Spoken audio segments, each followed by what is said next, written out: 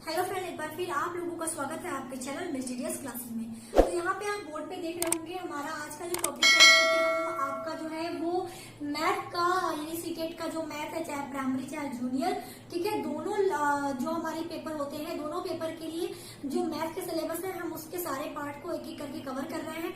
और उसमें हमारा जो ये चैप्टर था नंबर सिस्टम भी दोनों पेपर है उसमें कॉमन है।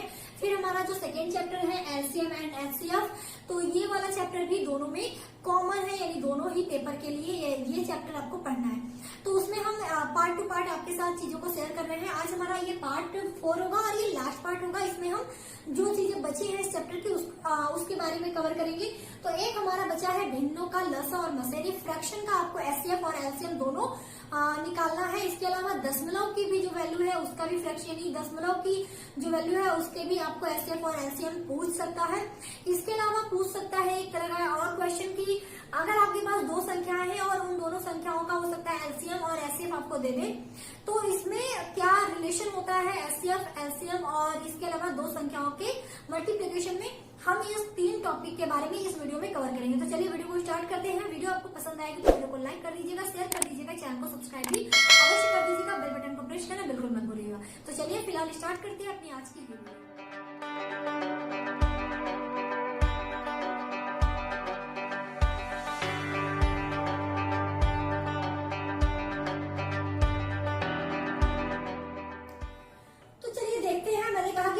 लसा और मसा की बात करेंगे। तो अगर आपको जैसे कुछ भी फ्रैक्शन दे देता है, जैसे फ्रैक्शन पे आपको दे दिया 5/10, ठीक है, आपको दे दिया 12/30, या आपको इसी तरह दे दिया आपका 15, ठीक है, आपका दे दिया कुछ भी 12, ठीक है, कुछ भी इस तरह से आपको फ्रैक्शन दे सकता है। ये फ्रैक्शन दे के वो आपको पूछे कि इस फ्रैक्शन का आप एलसीएम बताइए कि क्या होगा, तो आपको काफी सारा टाइम लग जाएगा अगर आप इसे नॉर्मल मेथड से सॉल्व करते हैं। लेकिन यहाँ पे आप एक चीज जान लीजिए कि जब भी आपको किसी भी फ्रैक्शन का एलसीएम या जो है वो एचसीएफ पूछता है, लसा या मसा पूछता है, तो सिंपल सा फॉर्मूला एक आपको फॉलो करना है कि जो भिन्नता अगर आप लसा ज्ञात करेंगे, यानी लसा मतलब अगर आप एलसीएम काउंट करना चाहते हैं किसी भी फ्रैक्शन का, ठीक है, फ्रैक्शन का अगर आप एलसीएम काउंट करने के लिए पूछता है तो आप क्या करेंगे, देखिए जो पूछेगा अगर लसा यानी एलसीएम पूछेगा तो एलसीएम ऊपर रहेगा, अगर आपका एचसीएफ पूछेगा तो एचसीएफ ऊपर रहेगा। और किसका रहेगा तो आपको पता है फ्रैक्शन में अगर हम बात करें तो अगर p/q लिखते हैं तो p हमारा और q हमारा क्या होता है, हमारा p और q हमारे अंश और हर होते हैं, ठीक है। नॉमिनेटर और डिनोमिनेटर जो आपका होता है, न्यूमरेटर और डिनोमिनेटर, तो आपकी दो चीजें होती हैं। तो यहाँ पर p जो है वो आपका क्या है, अंश है, और q क्या है, आपका हर है, ठीक है। न्यूमरेटर और डिनोमिनेटर आपके दो चीजें होती हैं किसी भी फ्रैक्शन में। तो यहाँ पर ध्यान रखने वाली बात ये है कि जब आपको p और q के रूप में कोई भी फ्रैक्शन दिया रहे तो आप क्या करेंगे, ऊपर जो है वो अंश ही लिखेंगे, ठीक है। हमेशा फ्रैक्शन में अंश ऊपर होता है, आपका हर क्या होता है, नीचे होता है, पता है आपको। तो जो अगर आपको एल से पूछता है तो आप क्या करेंगे, एल जो आपका अंश होता है उसका आप एलसीएम काउंट करेंगे, जो आपका हर होता है हर का आप एचसीएफ काउंट करेंगे, ठीक। अगर आपको पूछता है किसी भी फ्रैक्शन का एचसीएफ यानी मस अगर आप पूछता है तब आप क्या करेंगे, यानी किसी भी फ्रैक्शन का, जैसे यही फ्रैक्शन है, अगर आपको इसका पूछे कि इसका मस क्या आएगा तब आप क्या करेंगे, जो है अंश अपॉन हर होता है, ये तो हमें पता है, तो हम अंश अपॉन हर लिख देते हैं। अब अंश का आप क्या काउंट करेंगे, आप एचसीएफ काउंट करेंगे, और हर का आप क्या करेंगे, हर का एलसीएम काउंट करेंगे। समझ में आई बात, यानी जिसका पूछेगा, जिसका पूछे जो चीज पूछेगा, अगर एलसीएम पूछता है तो एलसीएम ऊपर रहेगा, अगर एचसीएफ पूछता है तो एचसीएफ ऊपर रहेगा। बाकी अंश और हर यही रेशियो होता है, तो अंश और हर दोनों जगह ही सेम है, तो इसमें आपको कोई डाउट नहीं होनी चाहिए। तो यहाँ पर चलिए अब मैं एग्जाम्पल रख के आपको बताती हूँ, ये देखिए आप ध्यान रखिएगा, एग्जाम्पल लेके बताती हूँ, और साथ में दशमलव वाली जो वैल्यू होती है उनका आप किस तरह से बताएंगे कि उसका एचसीएम या एचसीएफ क्या होगा। चलिए वो भी एक साथ ही डिस्कस कर लेते हैं उसी क्वेश्चन में। तो चलिए देख लेते हैं। आप यहाँ बोर्ड पे देख रहे होंगे मैंने 2 एग्जाम्पल रखे हैं। इस जो फ्रैक्शन का है वो उसमें आपको एससीएम का वैल्यू फाइंड करना है और इस फ्रैक्शन का आपको एचसीएफ वैल्यू मस का काउंट करना है। ठीक है, लस और मस आपको काउंट करना है। किसी भी फ्रैक्शन का एग्जाम्पल आपको कुछ इस तरह से दे सकता है।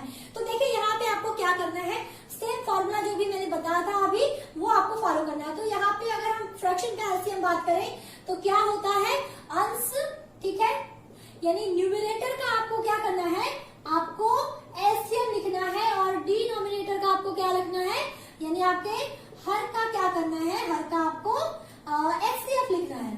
ठीक, जो पूछता है एलसीएम पूछता तो एलसीएम ऊपर रहेगा, अगर एचसीएफ पूछता है तो एचसीएफ ऊपर रहेगा।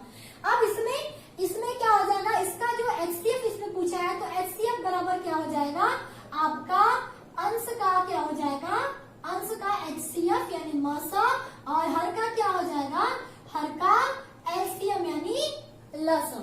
ठीक है, चलो ये फॉर्मूला अभी मैंने आपको बताया, सेम फॉर्मूला हमने यहाँ लिख दिया क्योंकि उसमें उसने एचसीएफ पूछा है, इसमें उसने एलसीएम पूछा है।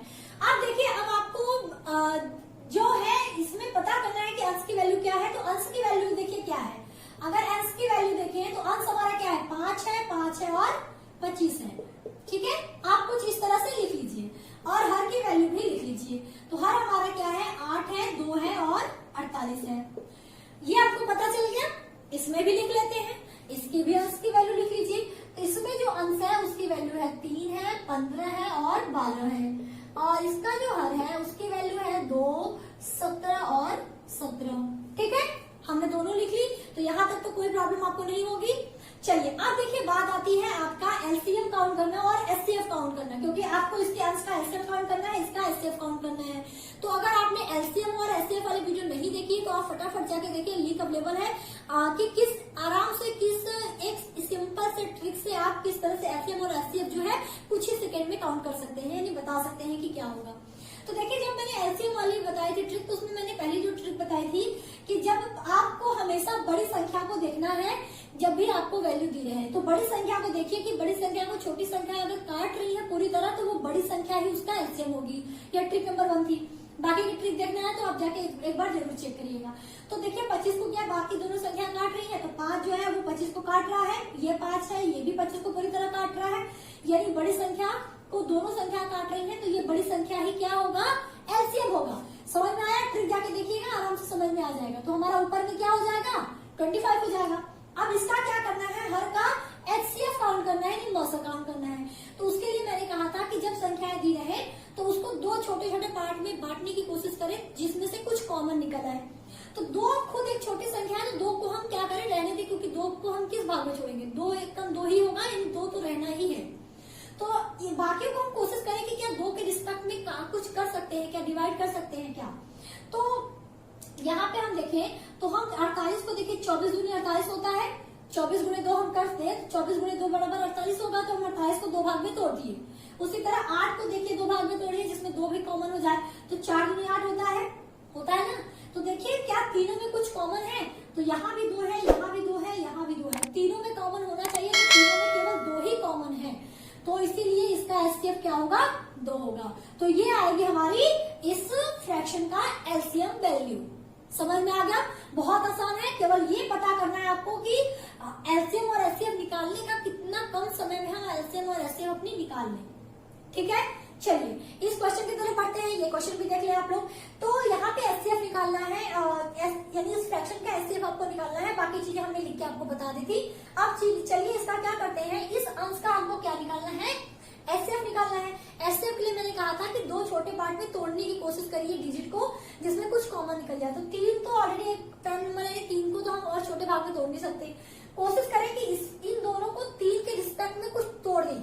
तो 3 × 5 = 15 होता है ना, और 3 × 4 = 12 होता है, यानी अगर हम 3 का मल्टीप्लाई 5 में करें तो हमारा 15 आएगा, 3 का मल्टीप्लाई 4 में करें तो 12 आएगा, और 3 12 नॉर्मली से हम और छोटे पार्ट में डिवाइड नहीं कर सकते, तो रहने देते हैं। तो देखिए क्या कुछ कॉमन है, तो देखिए 3 जो है वो तीनों डिजिट में कुछ ऐसा है जो कॉमन है।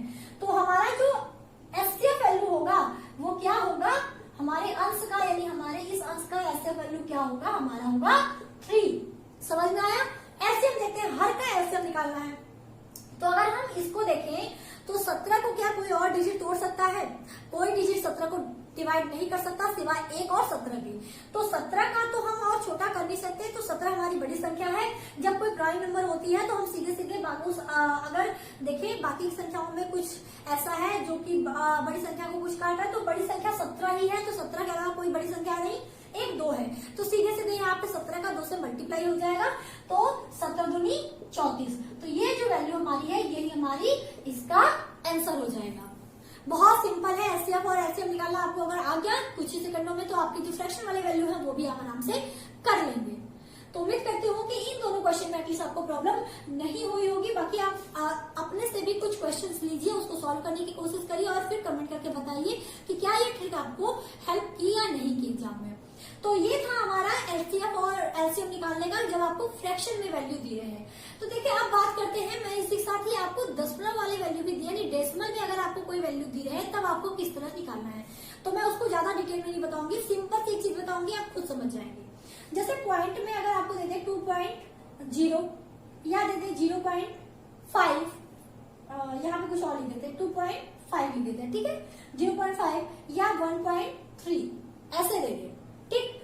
आपको पूछे कि इसका क्या है, इसका आपको एलसीएम निकालना है या फिर इसका आपको एचसीएफ निकालना है, कुछ भी पूछ सकता है क्योंकि ये तो दशमलव वाली डेसिमल वैल्यू है।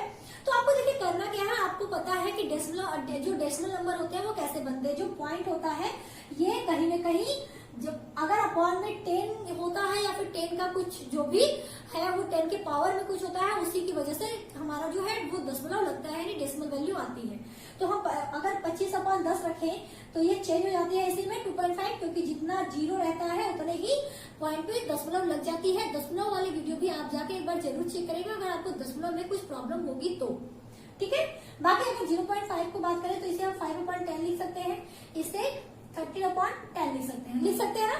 तो देखिए ये जो वैल्यू है ये तो सीधे सीधे आप तो बन गए फ्रैक्शन वैल्यू, यानी डेसिमल अगर आपको कोई कभी भी डेसिमल में वैल्यू देके पूछे कि ऐसे और ऐसे बताइए, तो आपको कुछ नहीं करना है, उस डेसिमल वैल्यू को सीधे चेंज करना है फ्रैक्शन वैल्यू में। जब वो फ्रैक्शन यानी भिन्न में कन्वर्ट हो जाएगा तो सेम यही जो है रूल आपको फॉलो करना है, आपका जो वैल्यू है वो आ जाएगा। इसीलिए मैंने कहा था कि इसको साथ में लेके ही बता देंगे, क्योंकि ये टफ नहीं है, बहुत आसान है, कॉमन भी है, तो ये चीजें आपको यूज करनी है। तो एक लास्ट पॉइंट बचा, जैसा मैंने कहा था स्टार्टिंग में कि आपको 3 चीजें डिस्कस कराऊंगी इस वीडियो में। तो 2 हमने यहाँ पर देख लिया कि दशमलव को किस तरह से आपको सॉल्व करना है, दशमलव को फ्रैक्शन में बदलना है, फ्रैक्शन अगर वैल्यू दी है तब आपको कैसे निकालना है, वो चीज भी आपने देख लिया। एक लास्ट चीज बची है इस वीडियो की, चलिए उसको भी डिस्कस कर लेते हैं। वो भी बहुत इजी टॉपिक है, वो क्वेश्चन पूछा जा चुका है एग्जाम में, इसलिए उसको जानना भी आपके लिए काफी जरूरी है। तो चलिए लास्ट पार्ट भी देख लेते हैं। लास्ट पार्ट क्या है, एचसीएफ और एलसीएम में रिलेशन क्या है, यानी इनके बीच संबंध क्या है, यानी रिलेशन क्या है एचसीएफ और एलसीएम में। तो देखिए क्वेश्चन कैसे पूछता है, आपको दे देगा कि 2 संख्याएं हैं ए बी, ठीक है, 2 संख्याएं हैं ए और बी।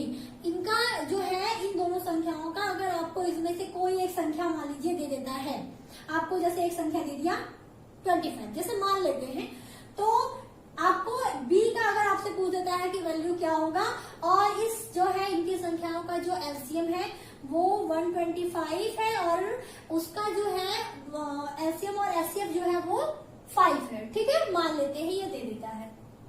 सिर्फ एग्जाम्पल बता रही हूँ, ठीक है। तो जो रिलेशन होता है तो वो रिलेशन होता है 2 संख्याओं का गुणनफल, यानी 2 संख्या अगर ए बी है, अगर हमारे पास 2 संख्याएं हैं ए बी, तो इसका जो रिलेशन होता है वो होता है एलसीएम और एचसीएफ, ठीक है, मल्टीप्लाई बाय एचसीएफ और एलसीएम। 2 संख्याओं का गुणनफल यानी multiplication of A and B, यानी 2 नंबर जो भी आपको दे रहे हैं, और multiplication of HCF and LCM value. तो ये जो है ये फार्मूला आपको कभी कभी एग्जाम में पूछा है, वो जैसे पूछ सकता है, आपको कुछ भी देके पूछ सकता है कि 2 संख्याएं एक्स और वाई जो भी है, एलसीएम दे सकता है या फिर एचसीएफ दे सकता है, पूछ दे कि एलसीएम क्या होगा, या पूछ दे कि एचसीएफ क्या होगा, या पूछ दे एलसीएम और एचसीएफ दोनों देके पूछे और आपको इन दोनों संख्या में से और ए और बी में से कोई एक संख्या दे दे, फिर पूछ दे कि आपकी ए की वैल्यू क्या होगी या बी की वैल्यू क्या होगी। जैसे इस क्वेश्चन में है, अगर मान लीजिए कुछ इस तरह दे दे, ए की वैल्यू दे दे, आपको ये पूछे तो आप क्या करेंगे, अगर बी की वैल्यू पूछेगा तो आप एचसीएफ मल्टीप्लाई एलसीएम अपॉन में ए कर देंगे, अगर ए की वैल्यू पूछेगा तो अपॉन में बी कर देंगे। अगर एचसीएफ पूछेगा तो a मल्टीप्लाई बी अपॉन में एलसीएफ कर देंगे। अगर एलसीएफ पूछेगा तो a मल्टीप्लाई बी अपॉन में एचसीएफ कर देंगे। ठीक है, बहुत सिंपल है, आप आराम से कर लेंगे। तो ये लास्ट था, ये भी पूछा जा चुका है एग्जाम में, तो ये मुझे लगा कि ये लास्ट टॉपिक भी आपके साथ शेयर कर देना चाहिए। तो ये था आज का हमारा कंप्लीट एलसीएम और एचसीएफ का ये चैप्टर जो है वो कंप्लीट हो गया। आप अपने से प्रैक्टिस करें और अगर आपको प्रॉब्लम है तो आप कमेंट बॉक्स में कमेंट करके पूछ सकते हैं। बाकी मुझे उम्मीद है कि ऐसी कोई प्रॉब्लम नहीं होनी चाहिए। सारी चीजों को मैंने कवर कराया है जो इस चैप्टर में इंपॉर्टेंट था। तो अभी के लिए थैंक यू सो मच। अगर वीडियो पसंद आए तो वीडियो को लाइक शेयर और चैनल को सब्सक्राइब भी अवश्य कर दीजिएगा और अपना प्यार अपना सपोर्ट चैनल पे बनाए रखिएगा। तो thank you so much, take care, bye bye, जय हिंद।